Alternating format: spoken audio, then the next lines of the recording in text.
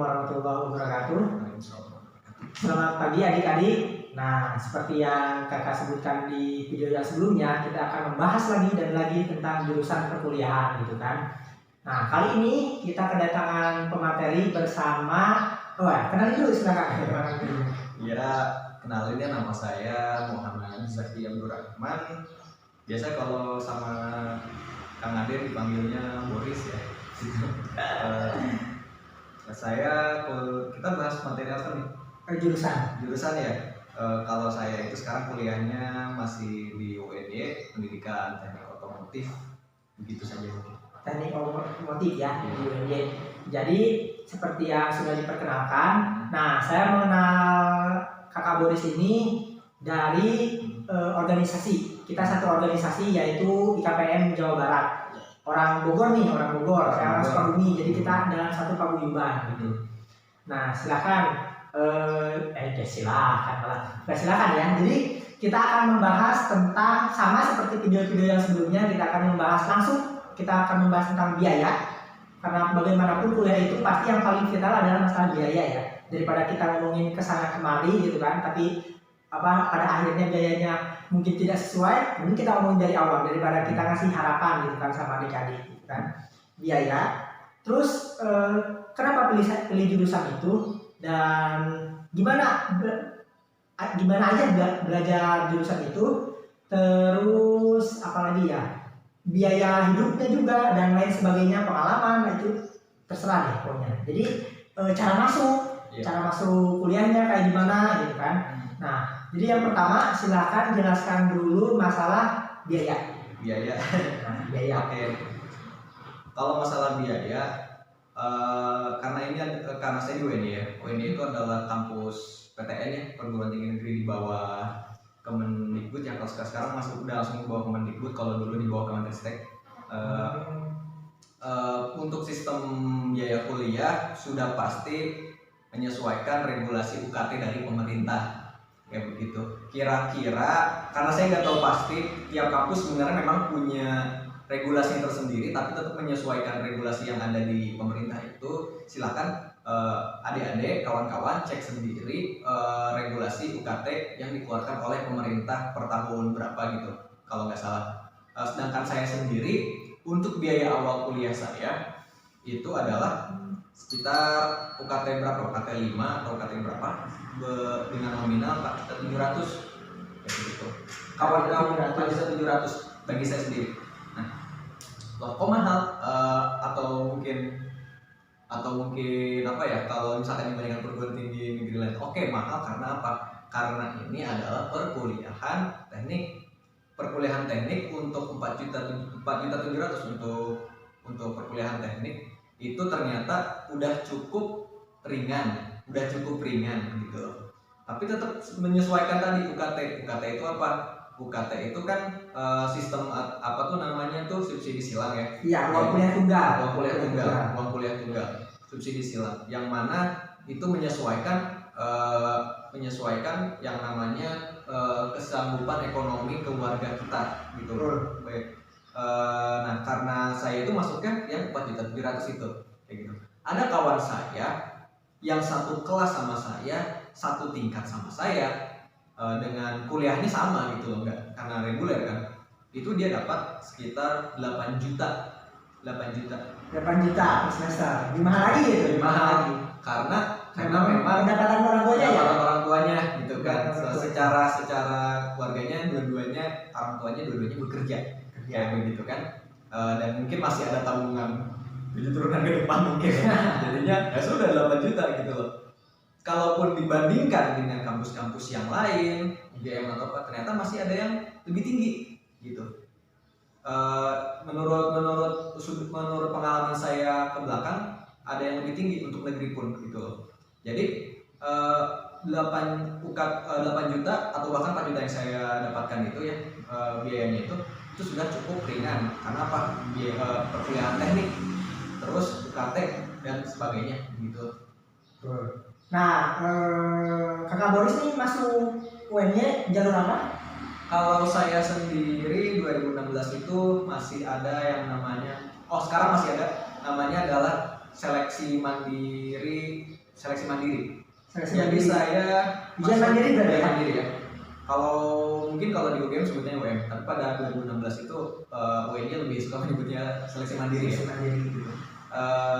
Jalurnya bukan lewat jalur pemerintah SNM atau SBM. Saya kan lulus 2015, sudah pasti tidak bisa masuk, tidak bisa ikut SNM lagi.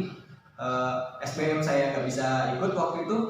Akhirnya saya memberanikan diri untuk masuk SM via SM.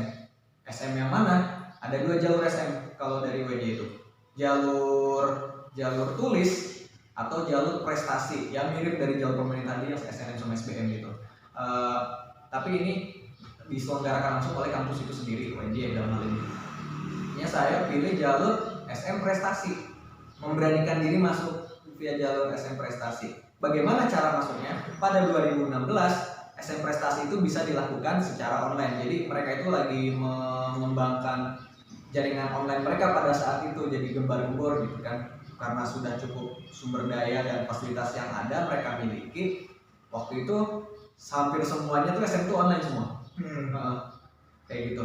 Saya itu cuma mengupload. Awalnya bayar dulu, biar buka PIN dapat akun pendaftaran seharga 200.000 kalau nggak salah. Itu waktu Juni atau Juli. Jadi buat daftar ujian mandiri itu bayar 200.000 ya? 200.000, ya 200.000 ujian mandiri. Nah 200.000 itu harus satu pilihan. Pada saat itu harus satu pilihan, mau SM atau mau yang utuh ujian tulis kayak gitu. Dengan udah kita bayar 200.000 dan ke bank yang direkomendasikan oleh kampus, kita dapat akun pendaftaran dari banknya tersebut, pokoknya sudah dikirim gitu. Dari akun tersebut baru kita manage sendiri bagaimana pendaftaran kita via UTUK atau via SMK. Kalau via SM saya sendiri hanya sebatas upload sertifikat, data diri sama rapor kayak gitu. Sertifikat, data diri sama rapor. Sudah, setelah itu ya nunggu pengumuman gitu, dan alhamdulillah per tanggal 15 Juli 2016 saya dapat lah gitu, ada pengumuman saya dapat. Mengenai biaya gitu kan, biasanya yang lewat jalur SNMPTN atau SBMPTN itu lebih murah, benar atau enggak? Ternyata enggak juga. Beberapa kawan saya itu yang SBM malah ada yang lebih dari saya kayak gitu. Kenapa? Menyesuaikan UKT tadi. Tapi memang ini udah jadi semacam rahasia umum, atau misalkan bukan stereotip ya, kayak memang sering terjadi gitu kalau seleksi mandiri. Memang nanti hasilnya adalah kawan-kawan yang lulus seleksi mandiri malah dapatnya UKT yang lebih besar daripada SBMPTN. Memang beberapa jurusan lain ada yang seperti itu, ada juga yang enggak kayak gitu. Teman saya ada yang via SBM satu kelas. Kalau kelas saya itu misal dalam satu jurusan angkatan saya itu ada 3 kelas. Kelas saya itu kelas C. Kelas C itu isinya adalah anak-anak yang via SM, mau yang utuh mau yang prestasi. Tapi sebagian ada yang SBM, sebagian kecil. Terus saya tanya ke sebagian kecil ini, UKT-nya gimana? Nah, UKT-nya ada yang lebih tinggi dari saya, ada yang lebih rendah. Kenapa? Karena tadi mungkin betul-betul menyesuaikan biaya hidup dan kemampuan masing-masing mahasiswa mungkin kayak gitu. Oh gitu. Berarti kesimpulannya memang benar kalau mandiri itu biasanya mau kaya ataupun sederhana pasti biayanya agak di atas rata-rata. Nah, cuma buat yang SNMPTN sama SBMPTN gitu kan, memang kalau misalnya kurang mampu pasti biaya juga di bawah. Nah, kecuali yang mampu meskipun ambil SNMPTN, SBMPTN ya masa sih bayarnya lebih murah gitu kan, biar ada keadilan sosial lah ya di sini. Ada satu kasus lagi, teman saya itu yang jadi ketua kelas ya di kelas saya itu, dia dapat UKT 2. UKT 2 itu kira-kira 1 jutaan. Nah, 1.200.000. Itu betul ya. Betul. Coba jelasin UKT 1, 2, 3, 4-nya. Itu saya kurang hafal ya. Kalau UKT 1 itu kira-kira 500.000. Itu udah tertulis banget di regulasi yang pernah saya baca itu UKT 2-nya 1 juta, UKT 3-nya itu berkisar 2 jutaan, UKT 4-nya itu sekitar 3 jutaan ya, kalau UKT 5-nya sekitar 5 jutaan. Nah, saya dapat UKT 5 kan 4.700 kalau dibulatin jadi 5 jutaan. Oh gitu. Oke. Berarti ada yang lebih lagi juga? Ada. Sampai belasan juga ada? Ada yang belasan. Nah, jadi teman-teman juga jangan merasa khawatir gitu kan, karena memang di sini kelasnya juga memang dispesialisasikan dengan kemampuan ekonomi keluarga kita gitu. Nah, tapi ya kalau pengen yang agak rendah usahakan lewat jalur SNMPTN atau SBMPTN gitu. Oke, masalah biaya lagi ada tambahan? Gini, kita masih, kalau tidak salah ya, bidik misi. Ada yang mau tahu bidik misi kan? Tahu. Nah, bidik misi, teman-teman jangan takut bagi kawan-kawan yang punya semangat, tapi mungkin mohon maaf kalau misalkan keluarganya kurang bisa membiayai kuliah. Di saat teman-teman bisa semangat, sekarang per tahun berapa zamannya Pak SBY itu sudah ada yang namanya bidik misi. Jadi bidik misi itu mungkin bisa dibilang beasiswa. Tapi kalau beasiswa itu biasanya yang ditekankan adalah prestasi. Jadi kita harus berada prestasi dengan IPK. Dengan IPK yang nominalnya berapa, 3 ke atas atau misalkan 3, berapa, baru kita dapat biaya bantuan beasiswa itu kan. Nah, mungkin kalau bidik misi itu kayak gitu. Tapi bidik misi itu biasanya kalau di kampus swasta itu sekitar IPK-nya 2,5, 2,5. Kalau di kampus negeri kayak saya berkisar 2,75 sampai 3 yang begitu. Nah, bidik misi itu biaya bantuan yang mana tujuannya itu bukan untuk prestasi. Ditekankannya bukan untuk prestasi mungkin iya, biar kawan-kawan bisa lebih semangat dengan biaya kan. Tapi bidik misi itu adalah menstimulus kawan-kawan yang merasa kawan-kawan yang semangat tapi tidak punya dalam benar-benar kesulitan biaya untuk kuliah. Tapi pengen kuliah. Ada tekad kuat untuk kuliah. Nah, kawan-kawan mangga bisa daftar bidik misi itu gitu kan, via jalur SM atau via jalur SBMPTN. Perlu diingat kalau misalkan biar lebih mudah untuk mendaftar bidik misi, maka kawan-kawan mungkin paling mudah itu kalau misal kawan-kawan masuk kuliahnya via jalur pemerintah, SNM atau SBM. Itu paling gampang di ACC untuk bidik misi. Tapi kalau misalkan SM via jalur per kampus gitu ya, ada regulasi tersendiri kalau kita mau ikut bidik misi kayak begitu.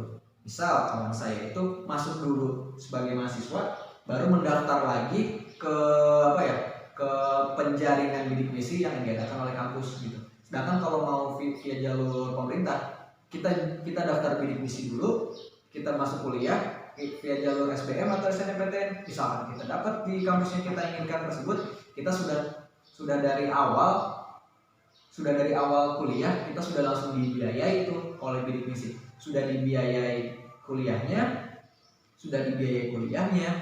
kita bahkan dapat biaya hidup gitu. Biaya hidup gitu. Jadi udah sudah biaya kuliahnya, kita dapat biaya hidup. Nah, biaya hidupnya itu biasanya per bulan dapat berapa?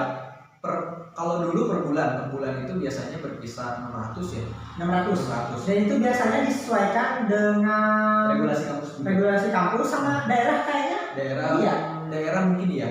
Tapi kalau misalkan saya baca rata per bulan itu adalah 600.000. Pernah berganti regulasi lagi per pertengahan semester ya. Berarti 3 bulan sekali. 3 bulan sekali. Nah, itu jadi 600.000 dikali berapa tuh? 3 bulan kan, jadi 1.200.000. Nah, kalau satu semester paling berapa tuh? 6 kali 6 gitu kan. 6 gitu kan. Nah, segitu. Ya, kayak gitu ya. Jadi buat teman-teman yang mau mau daftar bidik misi gitu kan, memang lebih enak lewat jalur SNMPTN atau SBMPTN. Tapi yang jalurnya mandiri juga tidak menutup kemungkinan gitu untuk mendapatkan beasiswa bidik misi. Hanya saja memang benar lebih baik kita masuk dulu baru mikir buat dapat beasiswa. Karena yang namanya beasiswa itu nggak cuma ketika sebelum masuk kuliah. Bahkan beasiswa itu lebih banyak ketika teman-teman masuk setelah jadi mahasiswa. Nah, setelah jadi mahasiswa, teman-teman bisa nyari beasiswa sendiri hampir tiap bulan atau mungkin bisa jadi tiap bulan loh kan. Yang namanya beasiswa itu ada beasiswa dari perusahaan, dari bank, dari mana, dari itu, dari ini. Banyak lah pokoknya perusahaan-perusahaan yang memang berkaitan dengan perkuliahan gitu. Bahkan kalau di tiap jurusan sendiri mereka menyediakan semacam diskon UKT gitu. Diskon UKT bagi mahasiswanya yang prestasi, misalkan namanya itu IPK-nya berapa, yang mungkin dia IPK-nya paling tinggi per semester sebelumnya bisa mengajukan pemotongan pembayaran UKT diskon atau mungkin beasiswa tunai kayak begitu. Beasiswa tunai Biasanya kayak begitu ada juga. Oke. Jadi gimana ya? Kalau ada orang bilang hobi yang paling bagus itu, pekerjaan yang paling bagus itu lah adalah hobi yang dibayar. Hobi yang dibayar gitu ya. Awalnya saya kayak gitu kan. Jadi memang waktu SMP itu sudah udah kepengen banget ya. Memang udah kesengsem gitu mau misalkan bisa jadi orang yang mungkin otomatis motor mungkin gitu ya. Kayak gitu. 2000 akhirnya pas saya masuk, sayangnya saya masuk madrasah aliyah negeri. Dunia sampai masuk SMK nggak jadi kan ya gitu. Ternyata selama saya di madrasah aliyah pun saya masuk jurusan IPA, saya nggak bisa melepaskan apa yang namanya passion itu gitu. Passion, salah satu passion saya itu. Jadi karena kesukaannya ke bidang otomotif kan? Gitu ya. Nah, lalu apa saja yang dipelajari selama perkuliahan? Kalau yang dipelajari selama perkuliahan, dari pertama itu adalah pastilah ilmu dasar yang ada hubungannya sama perkuliahan kita, yaitu otomotif gitu loh. Saya madrasah aliyah gitu loh, jurusannya IPA. Kawan-kawan mungkin ada yang dari SMA nih gitu ya. Misalkan mau ke teknik mesin atau ke teknik mesin sipil atau teknik otomotif kayak saya, atau mungkin bahkan teknik elektro sama elektronika gitu. Jangan lupakan yang namanya fisika. Karena pas pertama kali masuk, fisika dasar adalah yang paling utama kayak gitu. Karena apa? Karena dasar-dasar yang kita pelajari waktu madrasah aliyah, waktu SMA, waktu SMK kita ya, itu masuk di situ ada dipelajari lebih lanjut dan dihubungkan dengan perkuliahan kita gitu loh, jurusan kita otomotif gitu, gesekan, gaya, otomotif ada kelistrikan juga, otomotif ada sasis. Nah, bagaimana yang namanya kelembaban gerak benda gitulah, ada gitu kan. Itu kan. Pokoknya apa yang kita pelajari waktu SLTA ya, IPA, matematika itu pasti bakal berpengaruh. Nah, kalau misalkan dari ada anak IPA nih, tapi nilai fisika Anda sama matematika Anda itu dalam artian kurang bagus, atau memang kalian masih ngeluh dengan kesulitan kalian di fisika sama matematika, bagi saya jurusan teknik itu masih jauh dari kalian kayak gitu. Kayak gitu.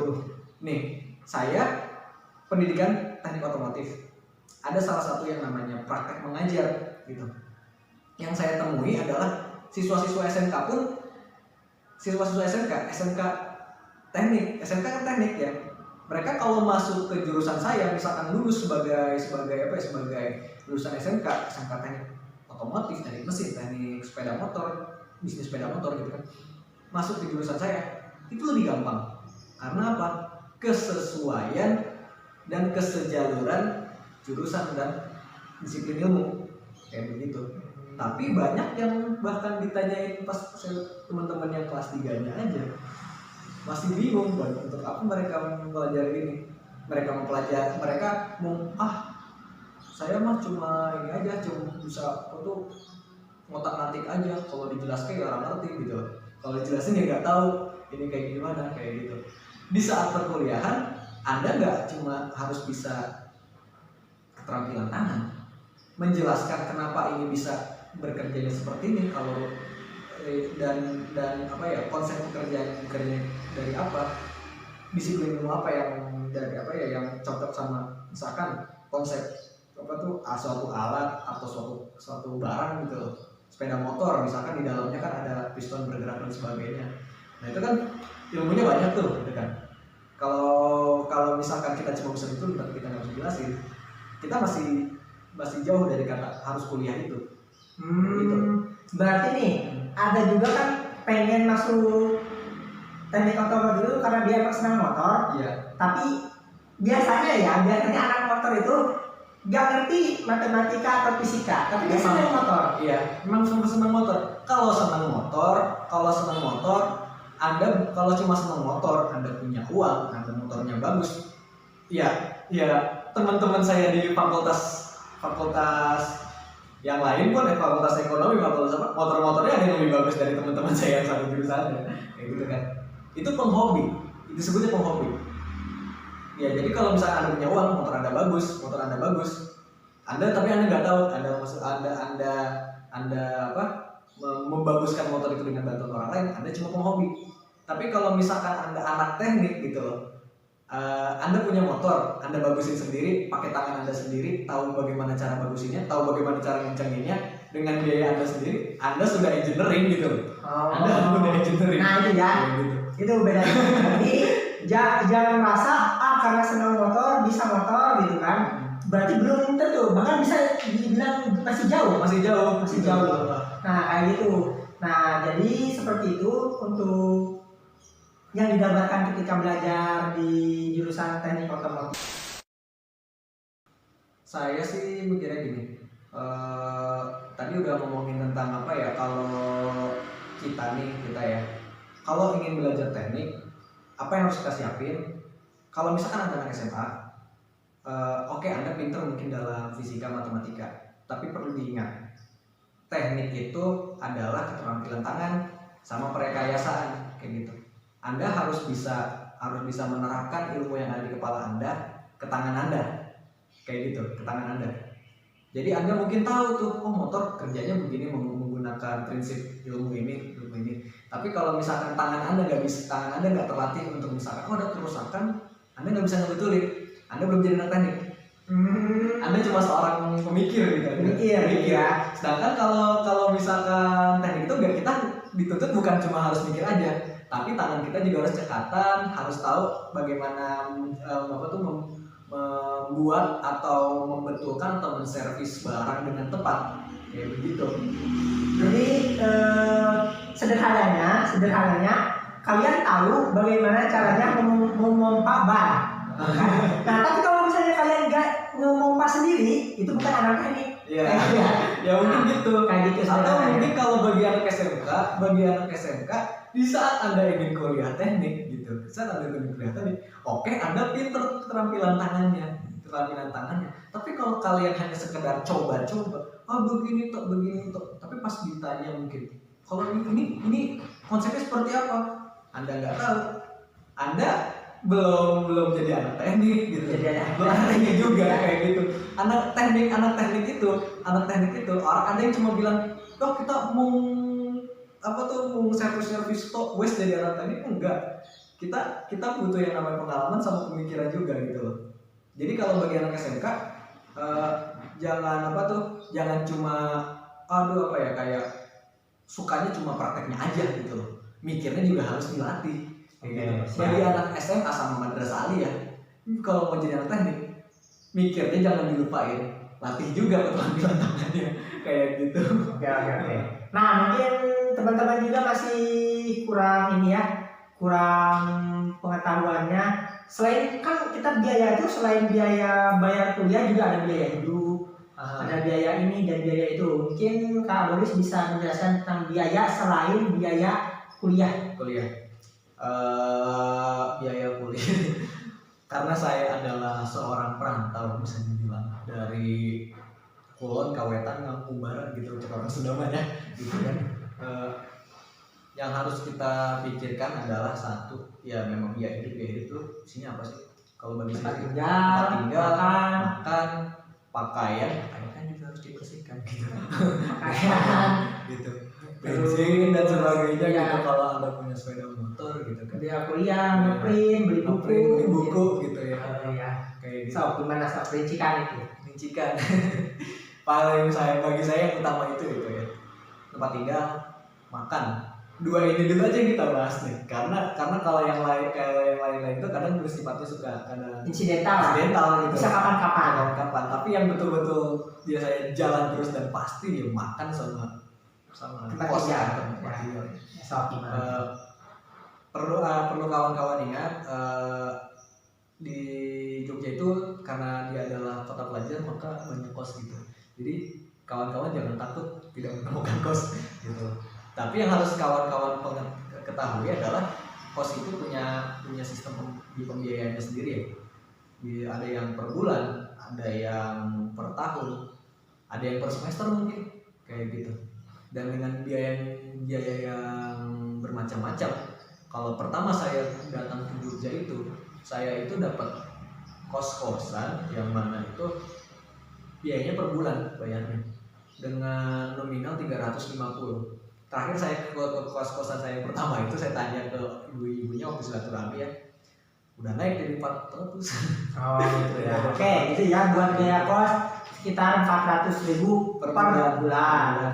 Masih murah lah segitu. Masih murah dibanding dengan daerah lain gitu kan. Ya gitu kan. Terus biaya makan berarti ya. Kalau ada juga yang mungkin biaya kos yang per tahun, kos-kosan saya yang kedua setelah saya yang ke 350, ada 350 per bulan itu saya dapat kisaran 2.500.000. 2.500.000 bagi kos-kosan per tahun di Jogja itu adalah biaya yang sudah sangat murah. Ya jelas. 2,5 juta loh per tahun loh. 2,5 juta. Wah kalau misalnya di daerah lain udah bisa di atas 5 juta, 8 juta, bahkan belasan juta. Iya. Maksudnya dengan kondisi yang sama, Iya. tapi di tempat yang berbeda. Iya gitu. Jadi kondisinya itu di Jogja 2,5 juta.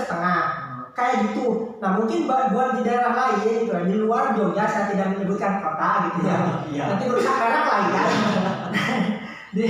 di daerah lain itu bisa lebih dari 5 juta. Nah gitu. Nah itu salah satu kelebihan kenapa kita kuliah di Jogja. Pokoknya Jogja mah udah murah, terus ya ada yang mau meremehkan Jogja masalah tentang kekotaannya, keistimewaannya. Enggak. Gitu ya, jadi murah tapi Enggak. kemurahan ini mah Iya. udah pasti kayak gitu. Oke. Terus biaya makan ya. Biaya makan. Kalau saya sih ya paling tidak saya rata-ratakan ya kalau dari pengalamannya. Makan 3 kali. Bagi saya makan 3 kali nih kalau makan 3 kali. Terus sekali makan 10.000 itu cukup.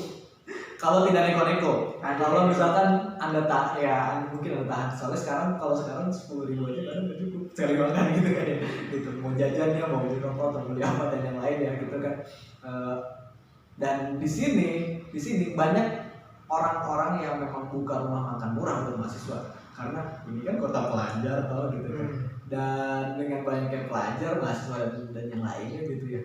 Ya memang banyak targetnya untuk mahasiswa gitu loh. Ada Padang murah 5.000 mulai dari harga 5.000 gitu kan. Kalau di sini ada kultur yang sangat menyenangkan bagi kami warga Jawa Barat gitu loh. Yang namanya adalah burjo yang sekarang sudah digempur samping gempur jadi warmindo gitu ya. Ya itu sangat lebih murah juga ya. Lebih murah gitu kan. 10.000 itu sudah 8.000 kita udah pernah sarden gitu. 2.000-nya udah ST gitu kan. Kayak gitu. Tapi akan sangat lebih murah apabila Anda beli galon Anda sendiri, itu satu galon 6.000 bisa kalau cuma dikonsumsi untuk Anda sendiri. Itu mungkin 5 hari baru habis atau lebih gitu kalau Anda jarang di rumah gitu. Dan kalau makan misalkan Anda punya kompor sendiri, di sini banyak orang jualan kompor portable dengan gas yang kecil tuh Kayak yang anak-anak gunung lah. gunung gitu kan. Ya emang biasanya pakai anak gunung. Kalau anak-anak gunung yang benar-benar anak gunung ya, yang saya tahu ya di Jogja mereka masak sendiri tuh tiap kali mau makan gitu. Wah, magicom berarti ya. Magicom juga beras sendiri dan apa gitu, itu bisa lebih murah. Hitungan saya, setelah saya pernah melakukan pola hidup seperti itu waktu di kos yang kedua kan, ada dapur, ada kulkas dan sebagainya ya.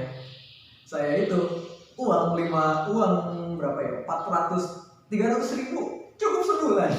300.000 cukup sebulan. 300.000 loh, bisa cukup sebulan gitu. Wah, Cukup sebulan. ini Itu kalau mau maksain ya, kalau udah mau maksain banget. Tapi alhamdulillah cukup tuh. cukup ya. Cukup. Gitu. Oh ya, satu tambahan lagi mungkin lupa untuk dijelasin tadi. Kalau biaya kos itu ada juga biasanya biaya tambahan ya, dibanding selain biaya tempat tinggal, misalkan biaya listrik atau biaya air gitu kan.